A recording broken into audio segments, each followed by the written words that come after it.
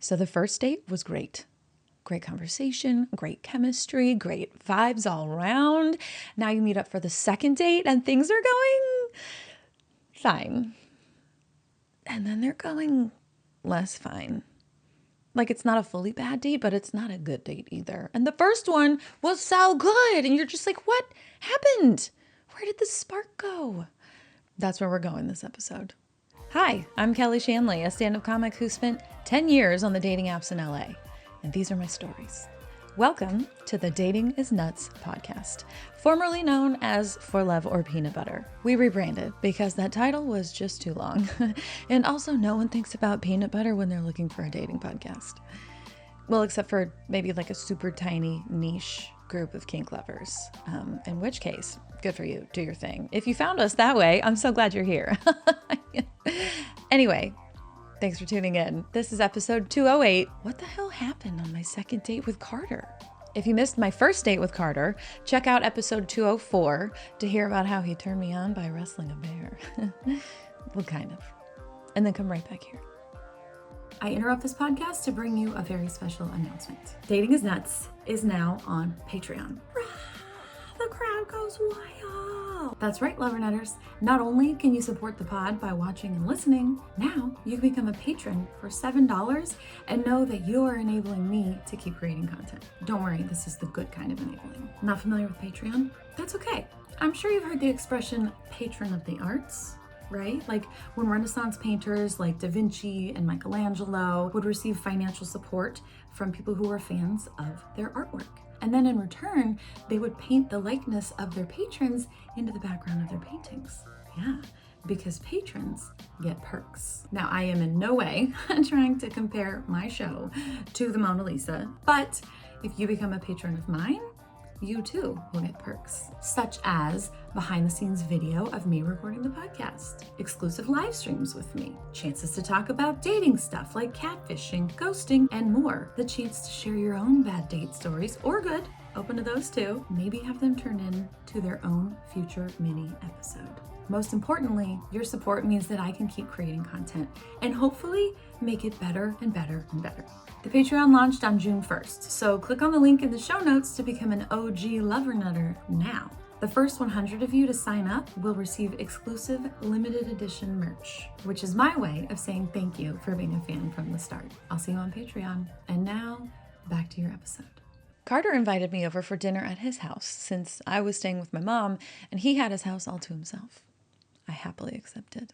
After all, he had passed the initial will he or won't he murder me test with flying colors. It's a relatively easy test. No bell curve bullshit, just a simple pass-fail. Although if he does fail, it's more of a fail for me. That's just the risk you take every time you go on a date as a woman. What are you going to do? Not get laid? Yes, actually, for very long periods of time. But that's another episode. When I arrived at Carter's house, he had done his very best to make me a vegan feast. Yes, I was vegan for about 5 years, but I swear I'm not a regular vegan. I'm a cool vegan, okay? But he was not vegan, so he had no idea what to make for me. And it showed. It was kind of adorable. Like when a kid attempts to make breakfast in bed for mom on Mother's Day, like kind of a hodgepodge, but very thoughtful nonetheless. We had artichokes for our appetizer. Love that. And a bag salad from the grocery store for our entree. It was just vegetables as far as the eye could see. Safe bet. I get it. He did have to call his mom to ask how to cook artichokes in the pressure cooker. So I got to see like a little slice of that relationship. Yeah, they seem close, but not in a Norman Bates kind of way, which further supported my instinct that he was not, in fact, a serial killer. Ooh. Because I had mentioned that I like whiskey, Carter bought all the fixings for Manhattans, my favorite cocktail. More thoughtful points. Like their namesake city, they were bold, a little bitter, and unapologetically strong. We sat down to dig into our boundless produce, but this time things felt a little stale. Yeah, despite the industrial strength cocktails, the conversation moved like molasses. Nice to see you, too. Carter would drone on, telling really long, kind of boring stories. providing way more qualifying information than I needed to understand the plot. Not unlike a drunk girl justifying her many reasons for drunk texting her married ex. There's a lot of, we have to remember that, insert boring fact here. Do I? Do I have to remember that? After a while, Carter started to sound like one of the adults in the Peanuts cartoons, just like, Oh, good grief. I finished my Manhattan. He made me another one. At least he was attentive. I could let the slightly dull storytelling slide, though. Second date jitters are a thing. Besides, he's very hot. And he had some really cool, interesting things going for him. Like he lived in Scandinavia for a while and studied carpentry with some world-renowned woodworker. He was a musician. He loved food and wine. He loved Tahoe. And he seemed to be really into me. I was trying out this wild new dating approach where I tried to like the people who liked me. Yeah, cutting edge stuff, I know. I spent way too many years pining over people who were completely indifferent towards me, and then turning around and being completely indifferent towards the people who were pining over me. Yeah, which, let me tell you, is a surefire way to stay single. Yeah. Very effective. This guy was a catch who thought I was a catch, and I was hoping to catch feelings. I decided to grab the reins and revive the subpar dinner conversation. I summoned all of my schmoozing superpowers, and eventually we found our groove. I wouldn't call it riveting, but it was enjoyable enough. I was also 2 cocktails deep, so even if he wasn't funny, I was too busy laughing at my own jokes to notice. This is why it's important to enjoy your own company. After dinner, he asked me what kind of music I liked. Thoughtful again. I mentioned a reggae band I had recently discovered. So then we sat on the couch listening to Stick Figure while I performed more conversational gymnastics. Carter, in the meantime, was performing how to scoot closer in a non-creepy way gymnastics. So we were both getting a workout in. I mentioned that my mom's house, the one on the river in the middle of nowhere where I was currently staying with her, didn't have high-speed internet. So we had been living off of DVR recordings and physical DVDs. The horror. No, honestly, it was great. We had my sister's gigantic DVD case filled with movies that she had collected mostly during high school. So it was a bunch of movies from the late 90s and the very early 2000s. We had like Gladiator, Shrek, There's Something About Mary, the classics. Honestly, we weren't exactly suffering, okay? But Carter took me mentioning the lack of Wi-Fi to mean that I wanted to take advantage of his high-speed internet. So he fired up the Netflix. Well, he tried. But then his Wi-Fi betrayed him. No problem. I'm happy just chatting with you and listening to music, I told him. But I don't think he heard me because he spent the next 30 minutes trying to fix his defunct Wi-Fi despite my protests. Seriously, the man was on a mission. He was fixated. I wondered if he would put the same amount of energy into getting other things right.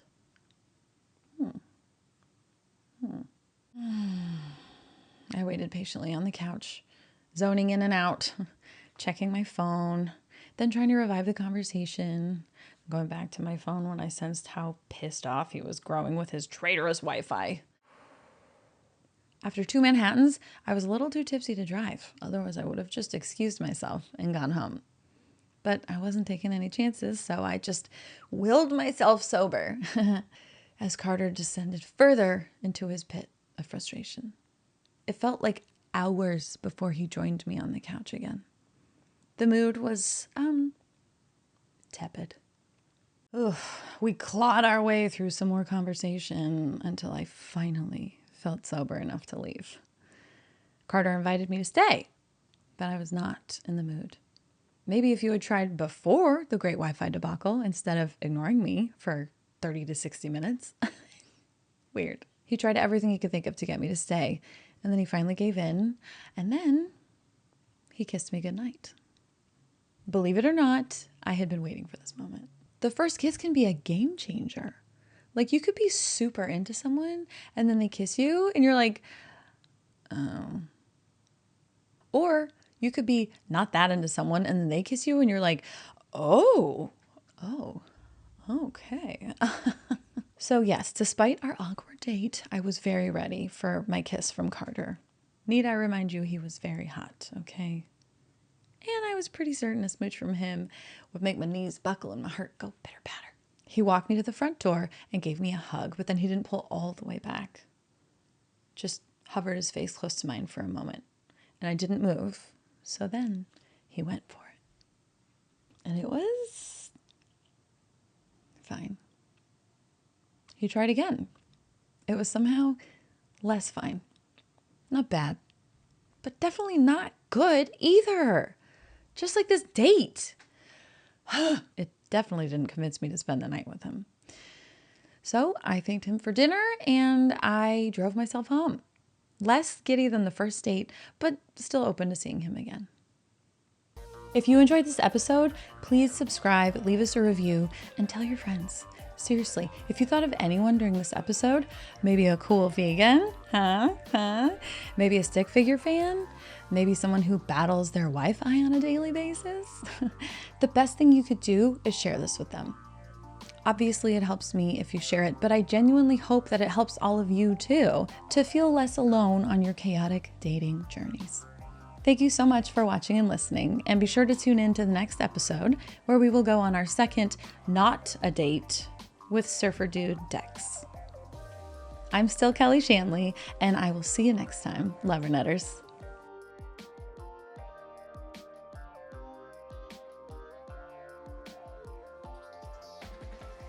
We had my sister's giant DVD. Excuse me. Let me do that. I was also 2 cocktails deep, so even if he wasn't funny, I was too busy laughing at my own jokes to notice.